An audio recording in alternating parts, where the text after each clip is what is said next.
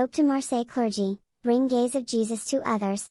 At a Marian prayer service on Friday evening, Pope Francis invites the diocesan clergy of Marseille to bring God's gaze to their brothers and sisters, to bring their thirst to God, and to spread the joy of the gospel. Pope Francis' first appointment in Marseille on Friday was with diocesan clergy in the Basilica of Notre Dame de la Garde, Our Lady of the Guard.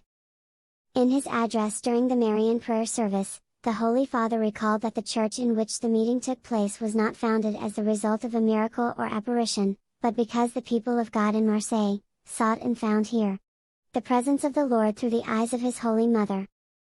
The Pope focused his remarks on the Marian dimension of ministry, reflecting on the intersection of gazes brought about by Mary, the gaze of Jesus upon His people, and the gaze of the people toward the Lord.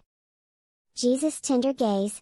Jesus, the Pope said, gazes tenderly upon all men and women, not judging us but lifting up the lowly. The Church's ministers are called to reflect this gaze, he said, remembering that they have themselves experienced it and can in turn be men and women of compassion. Let us open the doors, not only of our churches and rectories, but especially of the heart, to show through our meekness, kindness, and acceptance the face of the Lord, he encouraged them. Pope Francis encouraged priests to always offer God's forgiveness, and to rediscover the joy of illuminating lives through the sacraments.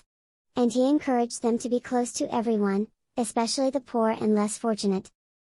Interceding for those who turn to Jesus.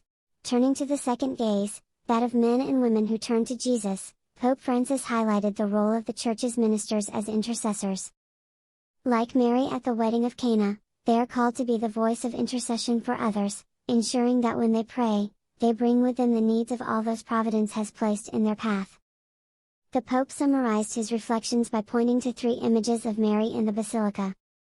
The great statue of Mary that towers over its summit reminds clergy to bring the blessing and peace of Jesus everywhere. An image of Mary holding the child Jesus and a bouquet of flowers demonstrates how Mary presents Jesus to us, and also presents us, like a bouquet of flowers, to Him. And finally, the splendor of the image of Mary on the altar invites Christians to become a living gospel by going out to share Jesus' message with others.